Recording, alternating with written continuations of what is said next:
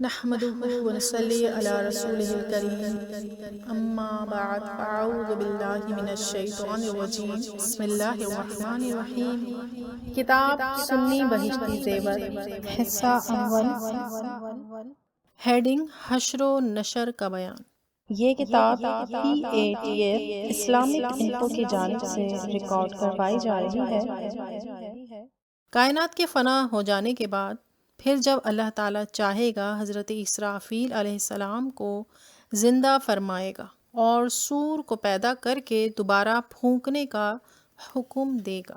دوبارہ سور پھونکتے ہی تمام اولین و آخرین، ملائکہ، انس و جن و حیوانات موجود ہو جائیں گے۔ پھر از سر نو زمین و آسمان، چاند و سورج موجود ہوں گے۔ پھر ایک می برسے گا جس سے سبزہ کے مثل زمین کا ہر ذی روح اپنے جسم کے ساتھ زندہ ہوگا۔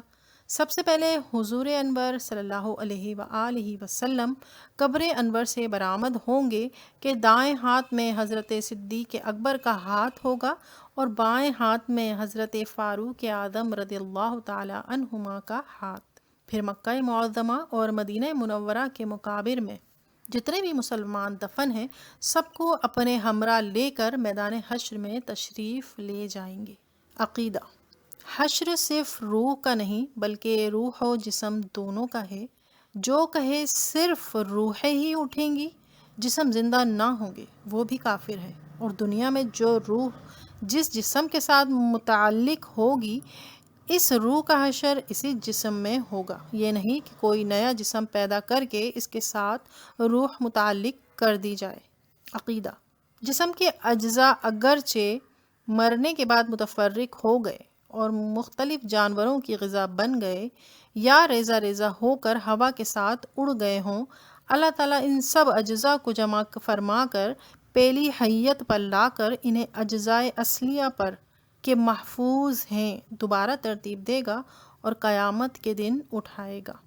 عقیدہ: جسم کے اجزاء اصلیہ ریڑھ کی ہڈی میں، جس کو عجب الذنب کہتے ہیں، کچھ ایسے باریک اجزاء ہیں جو نہ کسی خوردبین سے نظر آ سکتے ہیں، نہ انہیں آگ جلا سکتی ہے اور نہ انہیں زمین گلا سکتی ہے، وہی تخم جسم ہے۔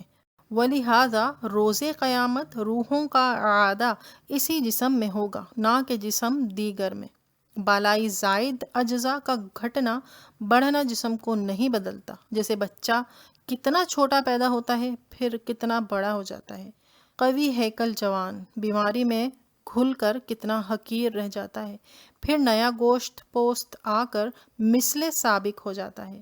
ان تبدیلیوں میں سے کوئی نہیں کہہ سکتا کہ شخص بدل گیا۔ یوں ہی روز قیامت کا عود ہے کہ وہی گوشت، وہی ہڈیاں پہلی حیت میں لا کر اسی جسم سابق سے روح کو متعلق کر کے بروز قیامت اٹھایا جائے گا۔ عقیدہ: قیامت کے دن عام لوگ اپنی اپنی قبروں سے ننگے بدن، ننگے پاؤں، نا ختنہ شدہ اٹھیں گے، اور اس وقت محشر کے عجیب و غریب منظر کو حیرت زدہ ہو کر نگاہیں اٹھا اٹھا کر دیکھیں گے۔ کسی کو اپنے پرائے کا ہوش نہ ہوگا۔ مؤمنین کی قبروں پر اللہ تعالیٰ کی رحمت سے سواریاں حاضر کی جائیں گی۔ ان میں بعض تنہا سوار ہوں گے اور کسی سواری پر 2، کسی پر 3، کسی پر 4، کسی پر 10 ہوں گے۔ مراتب اور درجات ایمان و اعمال کا لحاظ رکھا جائے گا۔ جب کافر منہ کے بل چلتا ہوا میدان حشر کو جائے گا، کسی کو ملائکہ گھسیٹ کر لے جائیں گے اور کسی کو آگ جمع کرے گی۔ یہ میدان حشر شام کی زمین پر قائم ہوگا اور زمین ایسی ہموار ہوگی کہ اس کنارے پر رائی کا دانہ گر جائے تو دوسرے کنارے پر دکھائی دے۔ اس دن زمین تانبے کی طرح ہوگی، آفتاب سروں سے بہت قریب بقدر 1 میل ہوگا۔ تپش اور گرمی سے بھیجے کھولتے ہوں گے اور اس کثرت سے پسینہ نکلے گا کہ 70 گز زمین میں جذب ہو جائے گا، پھر اوپر چڑھے گا۔ کسی کے ٹخنوں تک ہوگا، کسی کے گھٹنوں تک، کسی کے کمر، کسی کے سینے اور کسی کے گلے تک، اور کافر کے منہ تک چڑھ کر مثل لگام کے جکڑ جائے گا، جس میں وہ ڈبکیاں کھائے گا۔ زبانیں سوکھ کر کانٹا ہو جائیں گی اور دل ابل کر گلے کی تک آ جائیں گے، دہشت سے طاقت طاق ہوگی۔ پھر باوجود ان مصیبتوں کے کوئی کسی کا پرسان حال نہ ہوگا۔ پھر حساب کا دفتر کھلے گا، سب کے اعمال نامے سامنے رکھ دیے جائیں گے۔ انبیاء کرام علیہم السلام اور دوسرے گواہ دربار میں حاضر ہوں گے اور ہر شخص کے اعمال کا نہایت انصاف سے ٹھیک ٹھیک فیصلہ سنایا جائے گا۔ کسی پر کسی طرح کی زیادتی نہ ہوگی۔ ان تمام مرحلوں کے بعد اب اسے ہمیشگی کے گھر جانا ہے، جہاں کسی کو آرام و آسائش کا گھر ملے گا، جس کی آسانی اور راحت کی کوئی انتہا نہیں۔ اس کو جنت کہتے ہیں۔ یا تکلیف کے گھر میں جانا پڑے گا، جس کی تکلیف و اذیت کی کوئی حد نہیں، اسے جہنم کہتے ہیں۔